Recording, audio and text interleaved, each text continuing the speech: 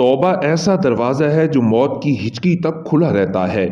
قبر کی تنہائی سے پہلے بھی قدرت ہمیں کئی بار تنہا کرتی ہے تاکہ ہم خالق سے تعلق کی مضبوطی کو سمجھیں، اپنی اندھیری قبر کو خود روشن کرنے کی تیاری کریں۔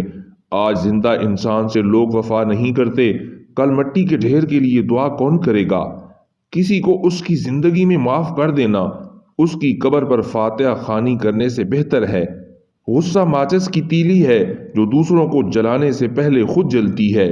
غصہ ہمیشہ تنہا آتا ہے لیکن جاتے ہوئے اپنے ساتھ ساتھ عقل، اخلاق اور شخصیت کی خوبصورتی کو لے جاتا ہے۔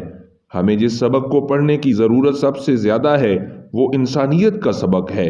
ہزار سیکھ لے تو زندگی میں علم کے سبق، لا علم ہے اگر نہیں سیکھا انسانیت کا سبق۔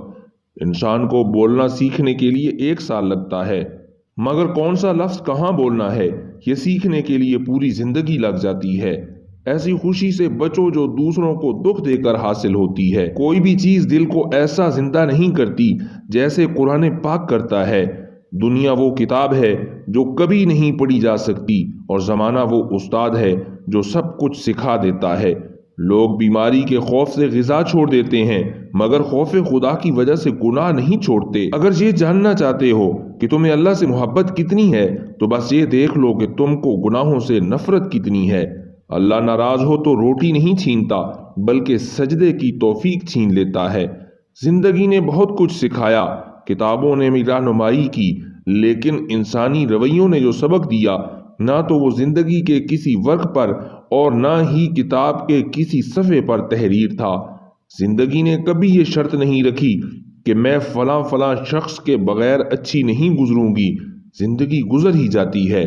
کچھ پھول دھوپ میں اچھے کھلتے ہیں اور کچھ چھاؤں میں، اسی لیے اللہ بہتر جانتا ہے کہ ہمارے لیے کیا بہتر ہے اور وہ ہمیں وہی دیتا ہے جو ہمارے لیے بہتر ہو۔ جو شخص نکتہ چینی کے موڈ میں رہتا ہے اور دوسروں کے نقص نکالتا رہتا ہے وہ اپنے آپ میں تبدیلی کی صلاحیت سے محروم ہو جاتا ہے۔ جب تم نماز کے وقت کا بے قراری سے انتظار کرنے لگو تو سمجھ لو کہ تمہیں اپنے اللہ سے پیار ہو گیا ہے۔